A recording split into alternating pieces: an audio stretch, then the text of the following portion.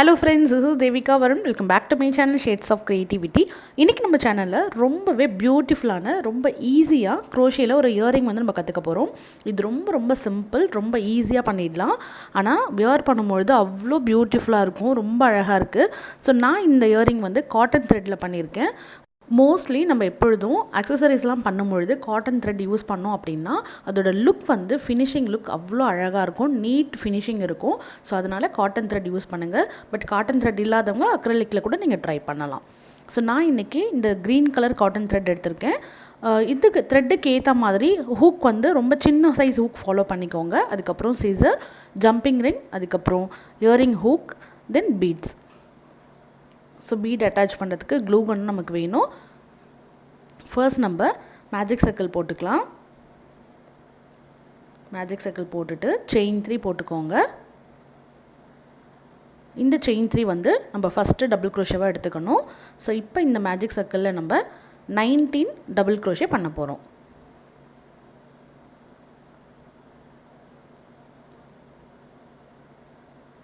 Double க்ரோஷேக்கு yarn over பண்ணிவிட்டு magic சர்க்கிள்குள்ளே insert பண்ணி எடுத்தோன்னா 3 லூப்ஸ் இருக்கும். அதில் ரெண்டு லூப்பாக வெளியில் எடுக்கணும்.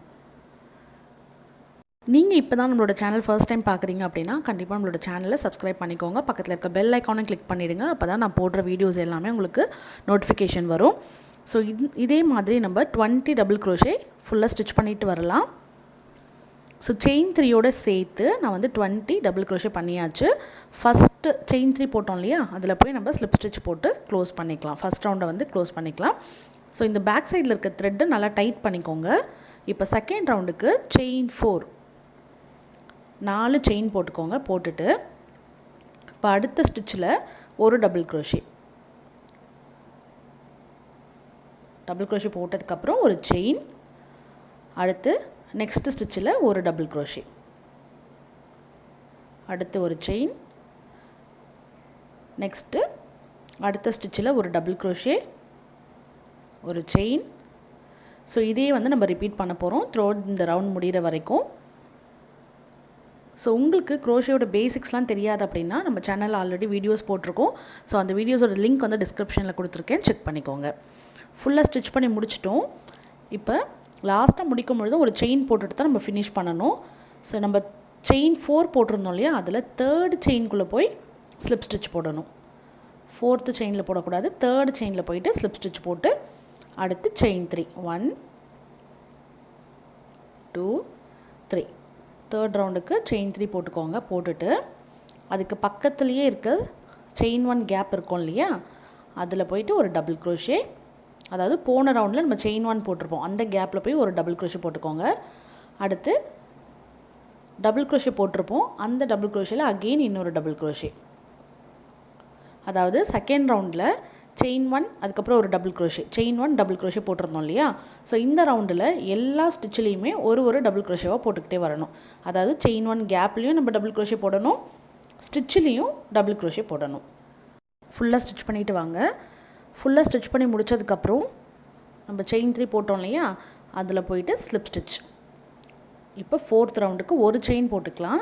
ஒரு செயின் போட்டுட்டு செயின் போட்ட இடத்துலையே ஒரு சிங்கிள் க்ரோஷே, அதுக்கு அடுத்த ஸ்டிச்லேயும் ஒரு சிங்கிள் க்ரோஷே. இப்போ செயின் 3 1 2 3 அடுத்து இருக்க 2 ஸ்டிச்சில் ஒரு சிங்கிள் க்ரோஷே 1 2 அடுத்தது செயின் 3. நெக்ஸ்ட் இருக்க 2 ஸ்டிச்சஸில் ஒரு சிங்கிள் க்ரோஷே, அடுத்து செயின் 3. ஃபுல்லாக ஸ்டிச் பண்ணிவிட்டு வாங்க. ஃபுல்லாக ஸ்டிச் பண்ணி முடித்ததுக்கப்புறம் நம்ம ஸ்டார்ட் பண்ணோம் இல்லையா, அங்கே வந்து ஸ்லிப் ஸ்டிச் போட்டுட்டு ஒரு செயின் போட்டு நல்லா டைட் பண்ணிவிட்டு த்ரெட்டு கட் பண்ணிவிடுங்க. ஸோ இந்த எக்ஸஸாக இருக்க த்ரெட்டை வந்து பேக் சைடில் இன்சர்ட் பண்ணி விட்டுக்கலாம். இப்போ இது வந்து கொஞ்சம் வளவலன்னு இருக்கும், அதாவது ஸ்டிஃபாக இருக்காது நமக்கு. ஸோ அந்த மாதிரி ஸ்டிஃபாக இருக்கிறதுக்கு என்ன பண்ணணும் அப்படிங்கிற ஒரு ட்ரிக் வந்து நான் சொல்லித்தரேன். ஸோ இயரிங்ஸ் ஆக்சசரிஸ்லாம் பண்ணும்பொழுது கண்டிப்பாக நம்ம இந்த ஸ்டெப் வந்து ஃபாலோ பண்ணணும். என்ன அப்படின்னு பார்த்தீங்கன்னா, ஒரு பவுலில் கொஞ்சமாக க்ளூ அதுக்கப்புறம் வாட்டர் ரெண்டுமே ஈக்குவல் அமௌண்ட்டில் எடுத்து நல்லா மிக்ஸ் பண்ணிக்கோங்க. இந்த ப்ரஷ்ஷில் வந்து அந்த க்ளூ இருக்கவே கூடாது. அதாவது திப்பி திப்பியாக இல்லாமல் நல்லா மிக்ஸ் ஆகிருக்கணும். வாட்டரும் க்ளூவும் நல்லா மிக்ஸ் ஆகிருக்கணும். அந்த அளவுக்கு நல்லா மிக்ஸ் பண்ணிக்கோங்க. ஸோ நம்ம ரெடி பண்ணியிருக்க அந்த இயரிங் வந்து நல்லா அதில் டிப் பண்ணி அந்த வாட்டர் அண்ட் க்ளூ வந்து அதை அப்சர்வ் பண்ணணும். அந்த அளவுக்கு அதில் டிப் பண்ணணும். சாயம் போகும் அப்படின்லாம் நீங்கள் யோசிக்க வேண்டாம். நம்ம வந்து பிராண்டடான யூஸ் பண்ணோம் அப்படின்னா கண்டிப்பாக சாயம் போகாது. ஸோ நல்லா இந்த மாதிரி அப்சர்வ் ஆகிற வரைக்கும் டிப் பண்ணிக்கோங்க. டிப் பண்ணிவிட்டு ஒரு 1 or 2 minutes டிப் பண்ணால் போதும். அதுக்கப்புறம் அதிலேருந்து அதை எடுத்துருங்க, வெளியில் எடுத்துருங்க. வெளியில் எடுத்து நல்லா அதில் இருக்க எக்ஸஸான அந்த வாட்டர் எல்லாத்தையும் ரிமூவ் பண்ணிவிட்டு ஒரு பிளேட்டில் வச்சுருங்க. ஸோ இதை வந்து அப்படியே ஒரு 24 hours விட்டுருங்க. நல்லா ஃப்ளாட் சர்ஃபேஸில் வைக்கணும். அப்போ தான் வந்து பெண்ட் ஆகாமல் இருக்கும். இன்கேஸ் நீங்கள் பெண்ட் ஆகிற மாதிரி வச்சுட்டிங்க அப்படின்னா அந்த ஷேப் தான் உங்களுக்கு கிடைக்கும். ஸோ நம்ம வந்து இப்போ சர்க்கிள் போர்ஷனில் தானே ஸ்டிச் பண்ணியிருக்கோம். அதனால் நம்மளுக்கு ஃப்ளாட் சர்ஃபேஸில் வச்சுட்டு 24 hours அப்படி ட்ரை ஆக விட்டுருங்க. ஸோ ஒன்ஸ் நீங்கள் 24 hours விட்டதுக்கப்புறம் இந்த மாதிரி ஆகிடும். இதுக்கப்புறம் நீங்கள் இந்த ஹூக்ஸ் எல்லாம் ஆட் பண்ணிக்கலாம். அதாவது நம்ம ஜம்பிங் ரிங், அதுக்கப்புறம் இயரிங், அந்த ஹேங்கிங்கெல்லாம் வந்து அதுக்கப்புறம் ஆட் பண்ணிக்கலாம். ஸோ பீட்ஸ் ஏதாவது அட்டாச் பண்ணணுன்னா கூட இந்த ஸ்டெப் ஃபாலோ பண்ணி முடித்ததுக்கப்புறம் நீங்கள் இது எல்லாத்தையுமே பண்ணிக்கோங்க. அவ்வளோதான், நம்மளோட இயரிங் வந்து ரெடி ஆகிடுச்சு.